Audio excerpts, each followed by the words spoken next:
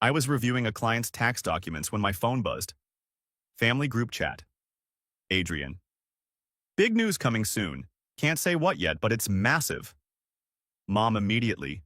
So proud of you, honey. We knew you'd make it big. Dad. That's my son, always reaching for the stars. I put my phone face down and went back to work. That night was the monthly family dinner. I showed up at 6:30, still in my work clothes, khakis and a button-down that had seen better days. Adrian arrived 20 minutes late in a charcoal suit that probably cost more than my monthly rent. New watch too. Gold. Flashy. Sorry, he hugged Mom.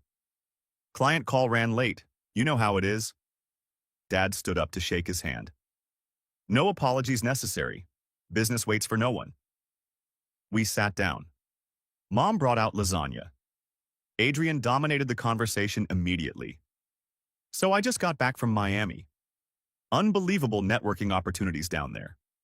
Met with some serious players, crypto guys, tech investors, people moving real money. How exciting, Mom beamed. Tell us everything. Can't share details yet, NDAs, you know. But let's just say I'm positioning myself for something big. Really big. Dad nodded approvingly. That's how you build wealth, connections. Adrian understands that. I ate my lasagna quietly. Vincent, Mom finally acknowledged me. How's work? Fine, busy season coming up. Still doing taxes? Adrian asked with a slight smirk. Forensic accounting. I investigate financial discrepancies for… Right, number stuff. Adrian waved his hand dismissively. Hey, actually, I wanted to talk to you about something. Here we go. I've got an investment opportunity, ground floor. Can't miss. I need $50,000 to secure my position. I set down my fork. $50,000? Yeah, I'll triple it in 6 months. Quadruple, maybe. This is the kind of deal that changes lives. What's the investment? Crypto fund. Very exclusive. You need an invitation to even get in the door. I've got connections with the founders. Which crypto? It's proprietary. They're not public yet. That's why the returns are so high. So you want $50,000 for a proprietary crypto fund that isn't public and you can't provide details about? Adrian's smile tightened. It's called an NDA, Vincent. Non-disclosure agreement. Ever heard of one? I'm familiar. I'm asking what you can tell me. Structure, timeline, risk assessment. Jesus Christ, you sound like a textbook. This is why you'll never make real money. You overthink everything. Mom cut in. Vincent, honey, your brother wouldn't ask if it wasn't legitimate. I'm not saying it's not legitimate.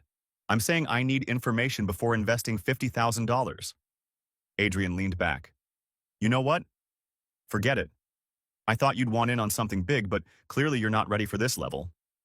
If it's legitimate, you can show me paperwork. I don't need to prove anything to you. I've got investors lined up. I was doing you a favor by offering you a spot. Then take their money. Wow. Adrian shook his head. That's really how it is? Don't you trust me? Trust isn't the same as due diligence. Family doesn't need due diligence. Family trusts family. Dad cleared his throat. Vincent, I think you're being unnecessarily difficult. Your brother has a track record of success. Look at how he's living. The car, the condo, the lifestyle. He clearly knows what he's doing. With all due respect, Dad, lifestyle isn't the same as sustainable income. Are you saying your brother's lying? I'm saying I'd like to see documentation before investing. Adrian stood up. You know what? I'm done. I tried to help you, tried to bring you into something real, and you throw it back in my face. Stay in your boring little cubicle counting other people's money. I'm going where the real opportunities are. He grabbed his jacket. Mom stood. Adrian, wait. No, Mom. He made his choice. I'm not wasting my time on someone who's too paranoid to recognize opportunity. He left. The door slammed. Mom turned to me, tears in her eyes. Why did you do that? Why can't you just support your brother? I asked basic questions about a $50,000 investment. That's not unreasonable. He's your brother. He wouldn't steer you wrong. Then he should be able to answer simple questions about the investment structure. Dad's voice was cold. You've always been jealous of him. Ever since we were kids. He succeeds, and you tear him down. I didn't tear anyone down. I asked for documentation. You insulted him in front of the whole family. You're not his financial professional. You're his brother. There's a difference. I stood up. Thanks for dinner, Mom. I should go. Vincent, please. I'll see you next month. I drove home to my apartment. 1 bedroom, modest, clean. I'd lived there for 3 years, paid my bills on time, saved steadily. Nothing flashy, but stable. I sat at my kitchen table and opened my laptop. Adrian's words kept replaying. You'll never make real money. You overthink everything. Maybe he was right. Maybe I was being paranoid. But something felt wrong. Really wrong. $50,000 for a crypto fund with no documentation. Proprietary. Exclusive. Ground floor opportunity. Every red flag I'd been trained to watch for in financial fraud cases. I pulled up my work database. As a forensic accountant, I had access to certain financial records, credit reports, public filings, business registrations. All legal, all part of my job. I typed in Adrian's name. Social security number I'd memorized from childhood tax forms when Dad used to let me help with the family taxes. The report loaded. Credit score, 580. I blinked. That couldn't be right. I scrolled down. Credit card debt, $87,400 across 6 cards. Personal loans, $50,600 across 3 lenders. Car lease, $850 month, 60 months remaining. Rent, $3,200 month based on his address. My stomach dropped. Total debt, $180,000. Give or take. Income reported on last tax return, $68,000. The math didn't work, not even close. I kept digging. Business registration, Adrian Consulting LLC, registered in Delaware 2 years ago. Bank account, Cayman Islands. Flagged for international wire transfers. I pulled the wire transfer records. Public information if you know where to look and have the right access. Transfers into Adrian's personal account from the Cayman LLC. $3,200 here, $5,800 there, $7,000, $4,600. Total over 2 years, $4,300. But where was the LLC getting the money? I traced the LLC ownership, shell company, registered to another shell company. Classic layering. 3 layers deep, I found it. Cascade Capital Partners. I Googled the name. First result, SEC investigation into alleged Ponzi scheme. Second result, investors lose 12 in crypto fund collapse. Third result, Cascade Capital founders charged with wire fraud. My hands started shaking. I clicked the first article. 8 months old. The Securities and Exchange Commission has opened an investigation into Cascade Capital Partners, a Miami-based cryptocurrency investment fund that promised returns of 40% annually. The fund collapsed in March after failing to produce returns for investors. Preliminary estimates suggest losses exceeding $12 million across approximately 300 investors. I kept reading.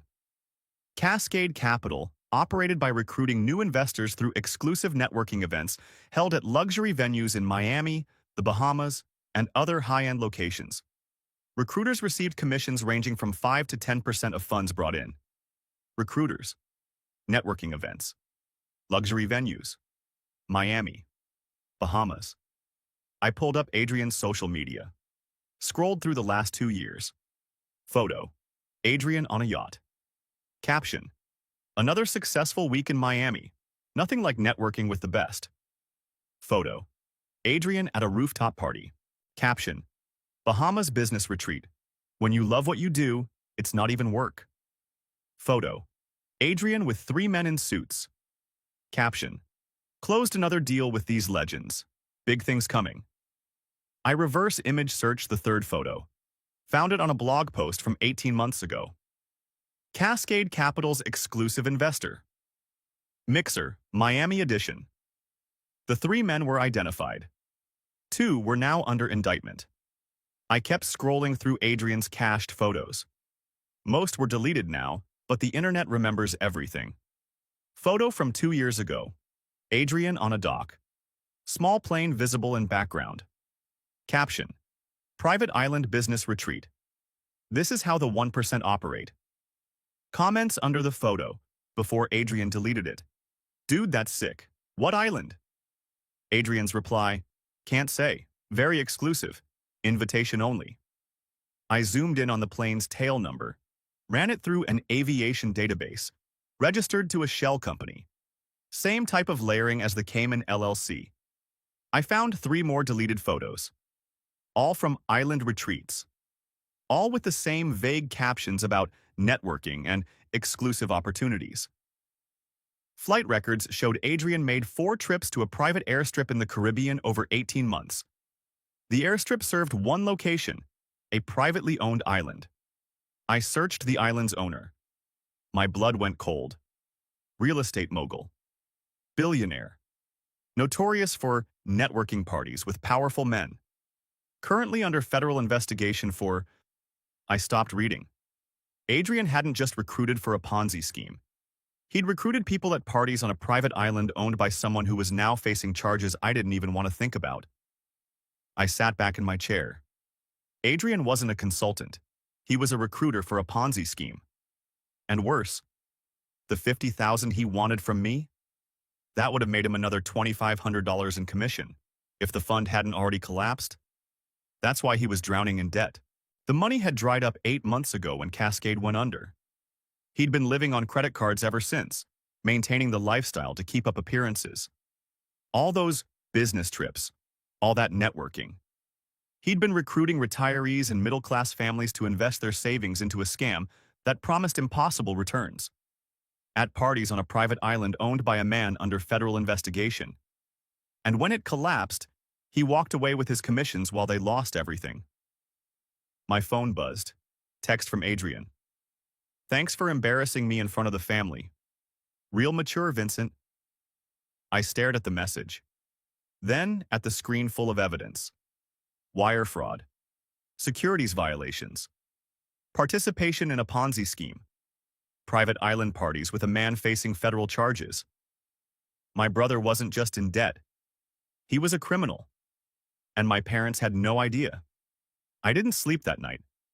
Just sat at my kitchen table staring at the evidence spread across my laptop screen. Flight logs. Wire transfers. Deleted photos. SEC filings. By 3 a.m., I documented everything. Created a timeline. Cross-referenced dates with Adrian's social media posts and the Cascade Capital investigation. The pattern was clear. Adrian had made 4 trips to that island. Each trip corresponded with a spike in wire transfers to his account. Each transfer happened within a week of a successful networking event he'd posted about. He'd recruited people on that island, brought them into the Ponzi scheme, took his commission. And when the scheme collapsed 8 months ago, those people lost everything while Adrian walked away with $41,000 in his pocket. Money he'd already burned through on his lifestyle. Hence the $180,000 in debt. I needed to confront him. But not at a family dinner. Not with mom and dad there to defend him immediately. I texted him at 7 a.m. We need to talk, just us. Coffee at Fletcher's, 10 a.m. He didn't respond for an hour. Then, why? Me. Just show up. Adrian. This better not be more paranoid bullshit. I got to Fletcher's at 9:45, ordered black coffee, sat in the back corner. Adrian walked in at 10:15. Sunglasses even though we were indoors. Designer jeans. Polo shirt that probably cost $200. He sat down without ordering anything. What's this about? I'm busy. I know about Cascade Capital. His face didn't change, but his jaw tightened just slightly. What are you talking about? I pulled out my phone, showed him the screenshot of the SEC investigation. Cascade Capital Partners, Miami-based crypto fund, Ponzi scheme, $12 million in losses. You were a recruiter. Got 5% commission on investments you brought in. Adrian stared at the screen, then laughed. That's what this is about? You think I was involved in some scam? I don't think. I know. I have your wire transfers from the Cayman LLC. 41,000 over 2 years. All from Cascade. His smile faded. I traced your flight logs. 4 trips to a private island in the Caribbean. The same island where Cascade held exclusive investor retreats. The same island owned by a guy who's now under federal investigation. Vincent, you recruited people at parties on that island, brought them into the fund, took your cut. And when it collapsed, you kept the money while they lost their retirement savings. Adrian leaned forward. You don't know what you're talking about. I'm a forensic accountant. This is literally what I do. I know exactly what I'm talking about. It was just networking. I didn't know it was a scam. You took 41,000 in commissions. You knew. His voice dropped. Prove it. I can, easily. Wire transfers, flight logs, cached social media posts. It's all documented. So what? You're going to report me? I should. I'm your brother. You're a criminal who scammed people out of their life savings. Adrian stood up. You self-righteous prick. You sit in your little office judging everyone, acting like you're so much better than me because you follow every stupid rule. I follow the law. That's not self-righteous. That's basic ethics. Ethics? You want to talk about ethics? You're threatening to destroy your own brother's life. You destroyed 300 people's lives. I'm just documenting it. His face went red. If you report me, I'll tell Mom and Dad you made everything up, that you've been jealous of me for years and you're trying to ruin me. Go ahead. I have evidence. What do you have? I have their trust. They'll believe me over you. Maybe, but that won't stop the FBI from investigating once I submit my report. Adrian's expression changed. Fear flickered across his face. Vincent, please. I'm drowning here. I made mistakes, okay? I admit it. But I can't go to prison. I can't. You should have thought about that before you recruited people into a Ponzi scheme. I'll pay it back. All of it. I'll get a real job. I'll pay back every cent. You can't pay back $12 million. Not the whole fund, just my commissions. I'll give back the 41,000. You don't have 41,000. You have negative 180,000. He sat down again. Put his head in his hands. I'm screwed. I'm completely screwed. Yeah, you are. He looked up. What do you want? Money? I'll get you the 50,000 somehow. Just don't report me. I don't want your money. I want you to face consequences. Please, I'm begging you. I'll do anything. I stood up. I'll think about it. But Adrian, stop lying. Stop recruiting. And figure out how to live within your means before you destroy yourself completely. I left him sitting there. Drove home with my hands shaking on the steering wheel. I needed to tell Mom and Dad. They deserved to know what their golden child had been doing. But I knew how that conversation would go. They'd defend him. Blame me. Say I was jealous or paranoid or making it up. Still, they needed to know. I called Mom that afternoon. Vincent, I'm so glad you called. I've been worried about you since last night. Mom, I need to talk to you and Dad. About Adrian. It's important. Oh, honey. If this is about the investment thing, Adrian feels terrible. He didn't mean to pressure you. It's not about that. Can you and Dad come over tonight? Or I can come there. What's this about? I'll explain when I see you, but it's serious. Pause. You're scaring me. I don't mean to.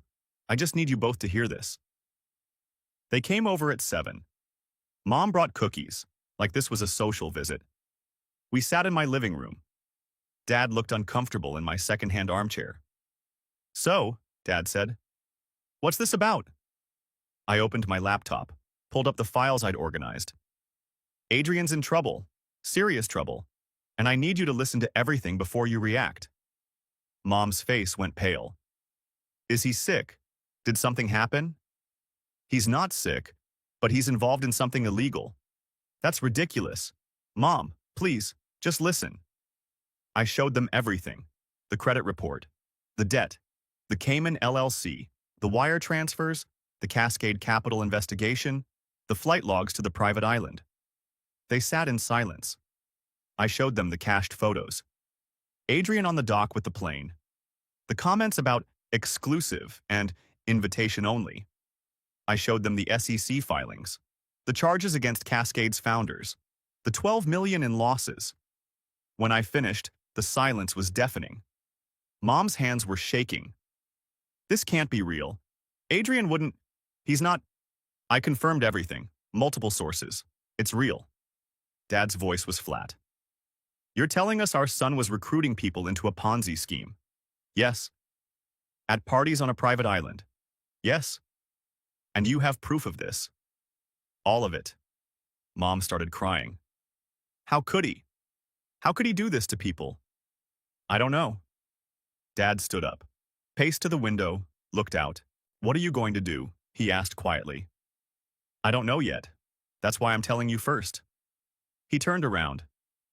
Vincent, he's your brother, our son. We can't let this destroy him. Dad? No, listen. Yes, he made mistakes, terrible mistakes.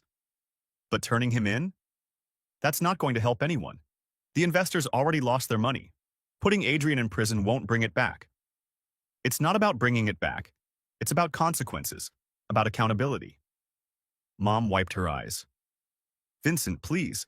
There has to be another way. We can help him pay back his debts, get him into therapy, make sure he never does anything like this again.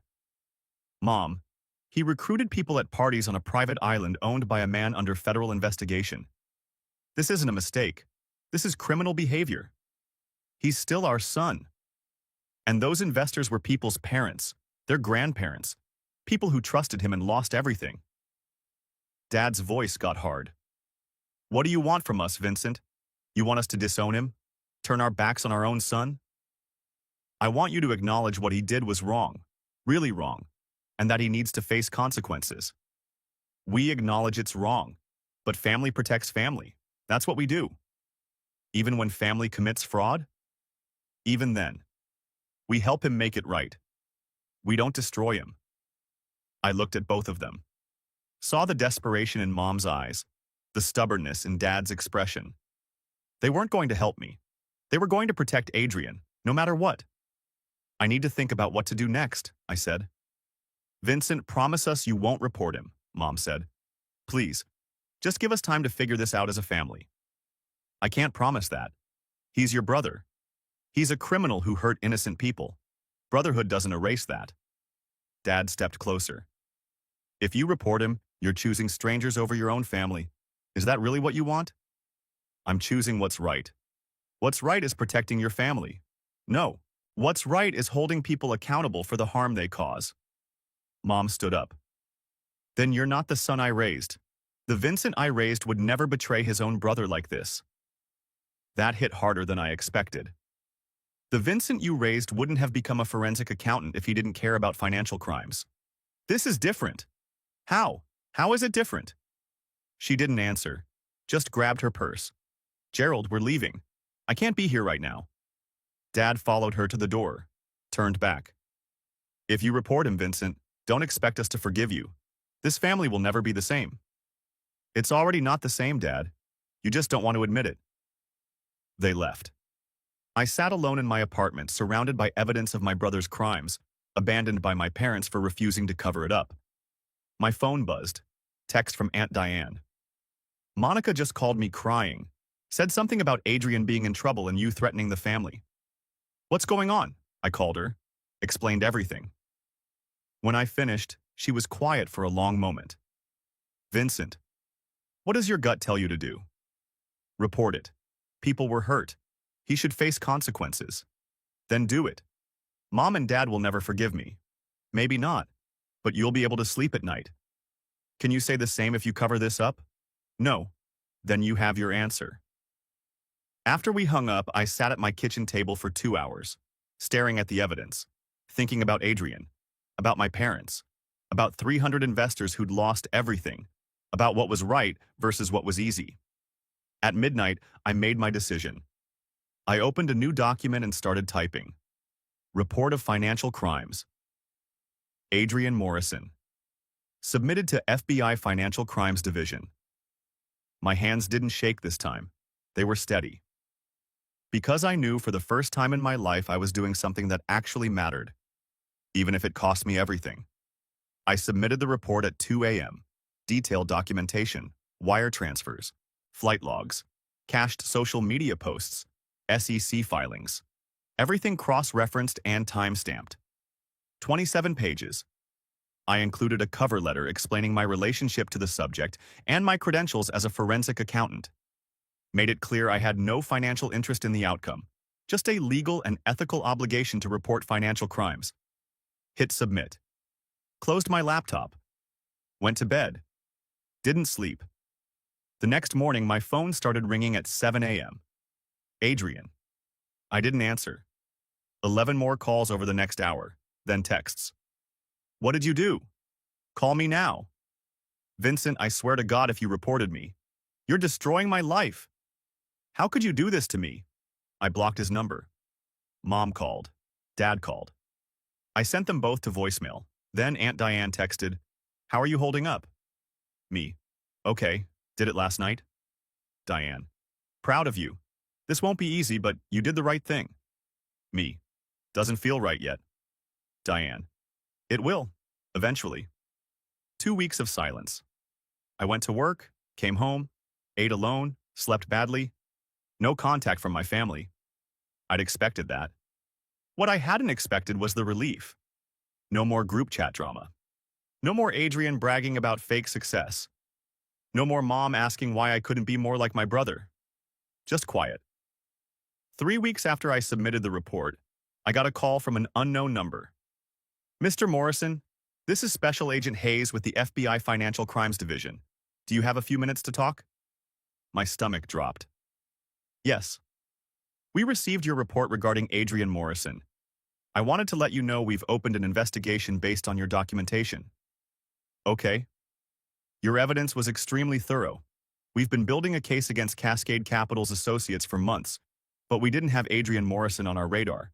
Your report filled in significant gaps. What happens now?" "We'll be conducting interviews, subpoenaing records, coordinating with the SEC. This will take time, but I wanted you to know your report is being taken seriously." "Thank you." "Mr. Morrison, what you did took courage. A lot of people wouldn't report a family member, but 300 investors lost their savings because of people like your brother. You gave them a chance at some measure of justice." After he hung up, I sat in my car outside my office for 20 minutes. 300 investors. Real people, with families, retirements, dreams. People Adrian had smiled at, charmed, recruited into a scam that promised impossible returns. People whose money had paid for his Porsche, his condo, his watches, his lifestyle. While he flew to private island parties and posted about networking with the 1%. 4 weeks after the call from Agent Hayes, Adrian got served with a subpoena. I know because Aunt Diane told me. Apparently, the whole family knew within an hour. Adrian called an emergency family meeting at my parents' house. I wasn't invited, but Aunt Diane was. And she recorded the whole thing on her phone. She sent me the audio file that night. I listened to it once. It was enough. Adrian's voice panicked. "The FBI is investigating me. They have documents, wire transfers, everything. Someone reported me." Mom. "Who would do that?" Long pause. Adrian. "Vincent." Chaos. Everyone talking at once. Dad's voice cutting through. "Are you sure?" Adrian. "Who else knew? Who else would have access to all that information? It was him. It had to be him." Mom crying. "He really did it. He really turned in his own brother." Dad. "I'll call him. We'll fix this. We'll explain it was a misunderstanding." Adrian. "It's too late. The FBI doesn't investigate misunderstandings. I could go to prison." Someone else sounded like my uncle. "What exactly did you do, Adrian?" Adrian. "I didn't do anything. I was just networking, connecting people with investment opportunities." Aunt Diane's voice. "Investment opportunities that turned out to be a Ponzi scheme." Adrian. "I didn't know it was a Ponzi scheme." Diane. "You took $41,000 in commissions. You knew something was wrong." Adrian. "Whose side are you on?" Diane. "The side that doesn't defend financial fraud." Dad. "Diane, that's enough. This is family business." Diane. Then maybe your family should stop committing crimes. The audio ended there. Diane had left. She texted me after, "They're circling the wagons, blaming you for everything. Thought you should know." Me. "Thanks for standing up for me in there." Diane. "Someone had to. For what it's worth, half the room looked uncomfortable. They just won't say it out loud." 2 months after the subpoena, the family made their position official. Group text from Dad, to everyone except me, but Aunt Diane forwarded it. "After much consideration, Monica and I have decided to stand by Adrian during this difficult time. He made mistakes, but he's our son, and we believe in forgiveness and family unity. Anyone who can't support this decision needs to examine their own priorities." Cousin Lisa replied, "So we're just supposed to ignore that he scammed people?" Dad. "We're supposed to support our family. That's what families do." Lisa. "Even when they're criminals?" Dad. "He hasn't been convicted of anything, and these charges are based on information provided by someone with a personal vendetta. We all know who." Lisa. "Vincent didn't have a vendetta. He had evidence." Dad. "Lisa, if you're going to defend Vincent over your own cousin, maybe you should rethink your place in this family." Lisa. "Maybe I will."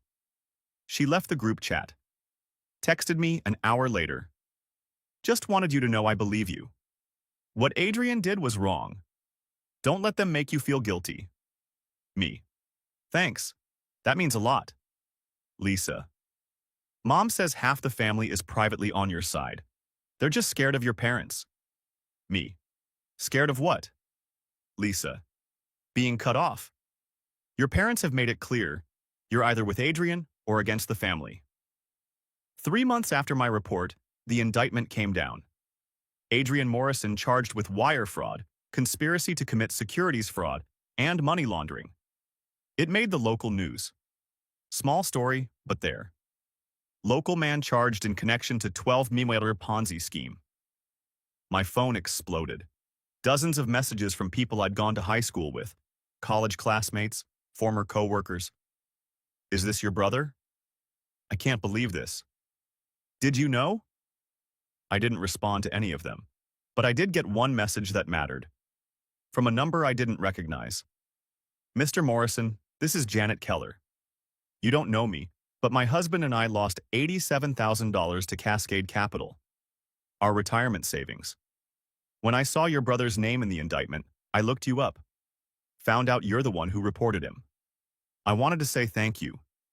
People like you give me hope that someone still cares about what's right." I read that message 5 times.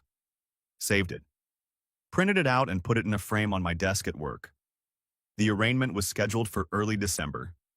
Mom called me the day before. First time she'd called in 4 months. I almost didn't answer. But something made me pick up. "Vincent, it's Mom." "I know. We need to talk. About tomorrow. About the arraignment." "What about it?" "We're all going. To support Adrian. We'd like you to be there too." "Why would I be there?" "Because he's your brother. And despite everything, we're still a family." "Mom, I reported him to the FBI. I'm the reason there's an arraignment. Why would I show up to support him?" "To show that you're not vindictive. That you still care about him. That this was about doing what you thought was right, not about destroying him." "It wasn't about destroying him. It was about holding him accountable." "Then show that by standing with your family tomorrow." "You mean stand with him? Publicly? Like I support what he did?" "No one's asking you to support what he did. Just support him as a person, as your brother." "I can't do that." "Vincent, please. If you ever loved him." "I did love him. That's why this hurts so much. But I can't stand next to him in a courtroom and pretend what he did was okay." "It's not about pretending." "Yes, it is. That's exactly what it's about. You want me there to show family unity, to make him look sympathetic, to help his case, and I won't do it." "Then you're choosing strangers over your family." "I'm choosing victims over a criminal. There's a difference." She hung up. I sat there for a long time after, staring at my phone. The arraignment happened without me. Aunt Diane texted me updates. Whole family showed up in matching colors, navy blue, like a uniform. Adrian pleaded not guilty. "Your parents are crying, making a scene, trying to look sympathetic for the press. It's working. Local news is calling it a tragedy for the family. I didn't watch the coverage. The preliminary hearing was set for February, 2 months away. In that time, Adrian's lawyer tried every tactic, claiming the evidence was obtained illegally. It wasn't. I had legal access through my work. Claiming I had a personal vendetta. I didn't. I had a professional obligation. Claiming Adrian was a victim himself, manipulated by Cascade's founders. He wasn't. He knew exactly what he was doing and took his cut. Every motion was denied. The prosecution's case was solid, because I'd documented everything. In January, Adrian's lawyer reached out to me directly. Left a voicemail. "Mr. Morrison, this is David Blackwell representing your brother. I'd like to discuss your testimony at the upcoming hearing.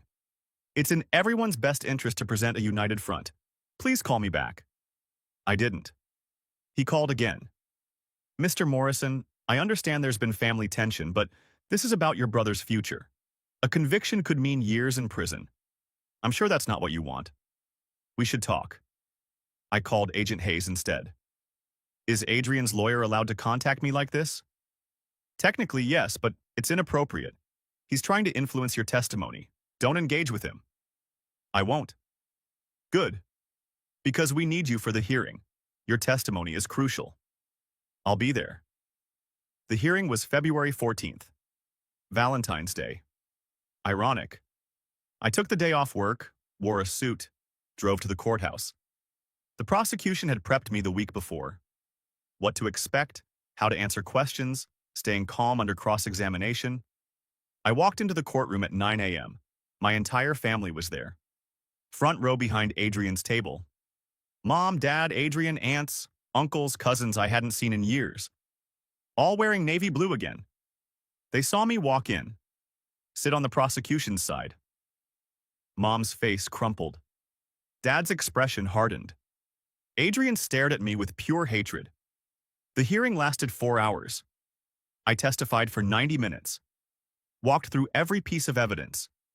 Wire transfers, flight logs, social media posts, the Cascade Capital investigation, the private island trips. Adrian's lawyer tried to shake me. "Isn't it true you've always been jealous of your brother's success?" "No." "Isn't it true you refused to invest in his opportunity and held a grudge?" "No." I asked for documentation. He couldn't provide it because it was fraudulent. "Isn't it true you obtained this information illegally by accessing confidential records?" "No. I obtained publicly available information and information I had legal access to through my professional credentials as a forensic accountant." "Isn't it true you're testifying today because you want to destroy your brother?" "No. I'm testifying because 300 people lost their life savings and someone needs to be held accountable." The lawyer sat down. When I stepped off the stand, I walked past my family. None of them looked at me. The judge ruled there was sufficient evidence to proceed to trial. Adrian's bail was revoked due to flight risk. He'd be held until trial. Mom screamed. Dad held her. Adrian was led out in handcuffs. As they took him past me, he stopped. Looked me dead in the eye. "I hope you're happy. You destroyed me." I met his gaze. "You destroyed yourself. I just documented it."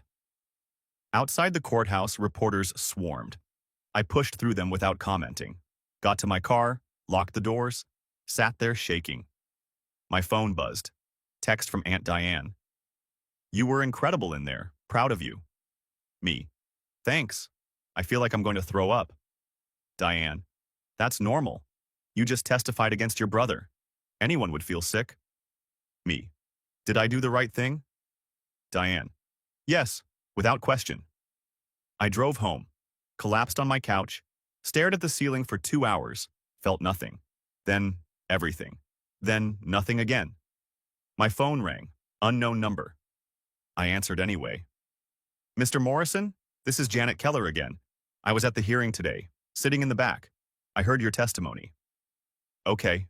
Her voice broke. "Thank you. Thank you for standing up there and telling the truth. Thank you for not protecting him just because he's family. You gave us hope that justice still means something." After she hung up, I finally cried. Not because I regretted what I'd done, but because it had cost me everything.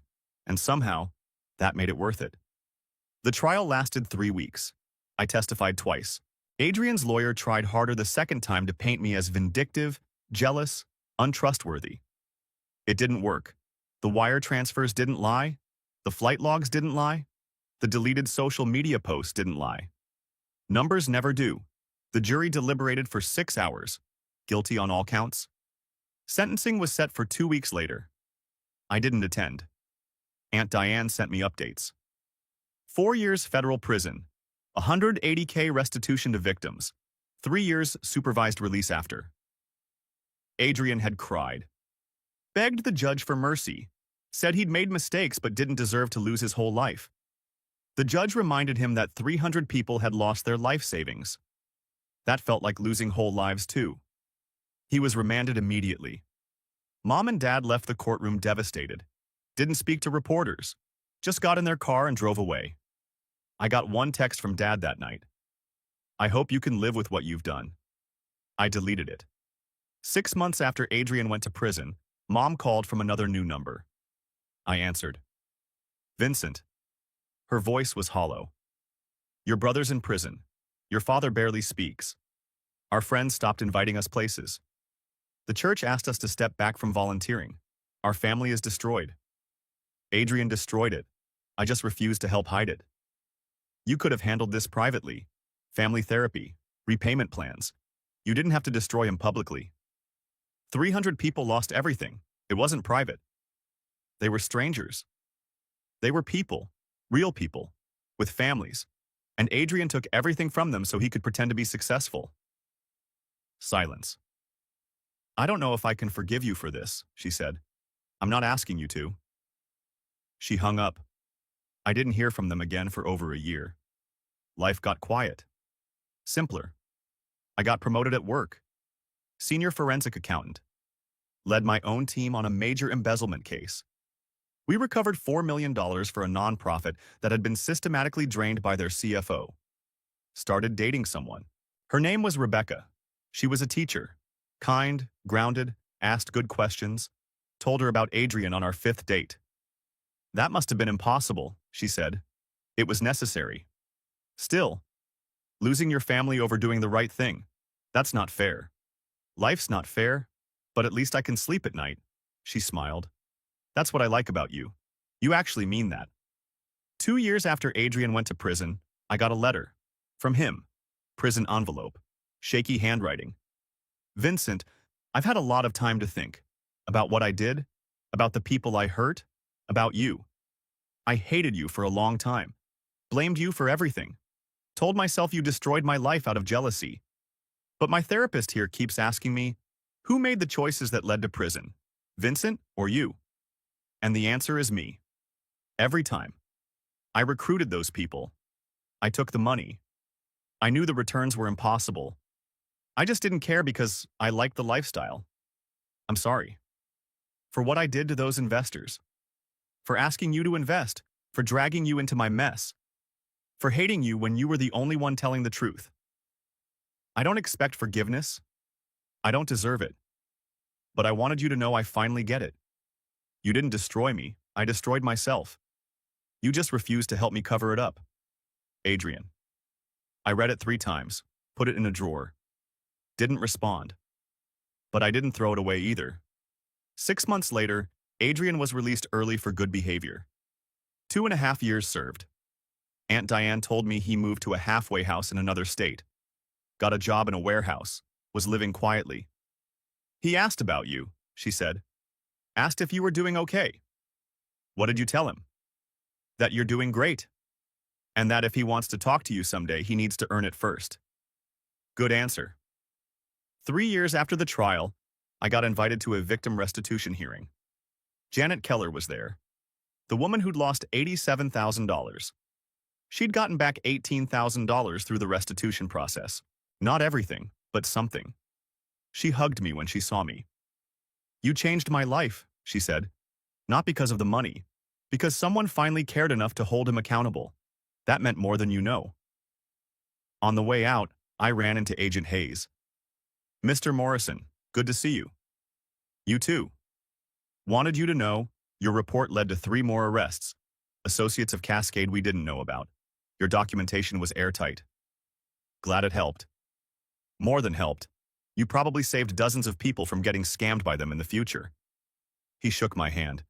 The Bureau needs more people like you. That night, Rebecca asked how it went. Good. Weird. But good. Do you regret it? Any of it? I thought about it. Really thought. No. I lost my parents. My brother. Most of my extended family. But I kept something more important. What? My integrity. She kissed me. That's the right answer. 4 years after the trial, I got a text from an unknown number. This is Adrian. I know I don't have the right to reach out, but I wanted you to know I've been working at the warehouse for 2 years. Paid back $31,000 in restitution so far. Living in a studio apartment, driving a used Civic, doing things the right way. Another text. I'm not asking for a relationship. Just wanted you to know I'm trying, and that I'm sorry. For everything. I stared at the messages. Showed Rebecca. What are you going to do? She asked. I don't know yet. 3 weeks later, I replied, glad you're trying. Keep going. Short, neutral, but not nothing. He didn't respond, didn't push, just left it alone. That felt right. 5 years after the trial, my parents called. Both of them. Together. Speakerphone. Vincent, we'd like to talk, if you're willing. I met them at a coffee shop, neutral ground. They looked older, smaller somehow. We sat in silence for a minute. Then Dad spoke. We were wrong, about everything, about Adrian, about asking you to cover for him, about cutting you off when you did the right thing. Mom nodded. We spent 5 years blaming you, but you weren't the problem. We were. We enabled him. Made excuses. Ignored every warning sign. Why now? I asked. Because Adrian told us to, Dad said. He called us last month, said he'd been writing to you, that you responded. He said if we ever wanted you back in our lives, we needed to actually apologize, not just say words, actually mean them. Do you? Mean them? Yes, Mom said. Her eyes filled with tears. I'm so sorry, Vincent, for everything, for choosing him over you, for making you feel like you had to prove yourself, for not seeing what you accomplished on your own. Dad cleared his throat. We're proud of you. Should have said that years ago. You did something incredibly hard. Stood up when everyone else sat down. That takes character we didn't appreciate. I sat with that for a moment. I don't know if we can have a relationship again, I said. Not like before. We understand, Dad said. We just wanted you to know we're sorry, and that if you ever want to try, we're here. On your terms, Mom added. Whatever you're comfortable with. I left an hour later.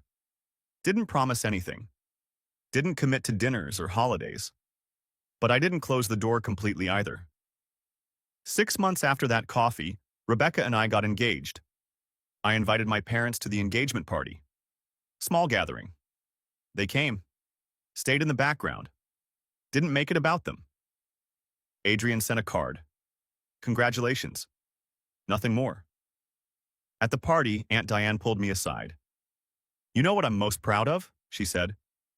What? You didn't let them break you. You lost everything and stayed standing. That's real strength. I didn't feel strong. I felt alone. Strength isn't not feeling alone. It's doing the right thing even when you are alone. I thought about that a lot after. 7 years after the trial, Adrian paid off his full restitution. $180,000. Took him 5 years of warehouse work, night shifts, living in a studio apartment, driving that used Civic. He texted me when he made the final payment. Done, finally. Me.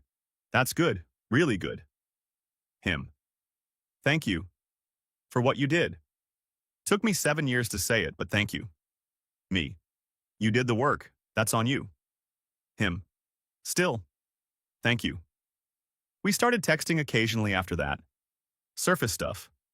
Nothing deep, but consistent. Maybe someday we'd be brothers again. Maybe not. Either way, I was okay.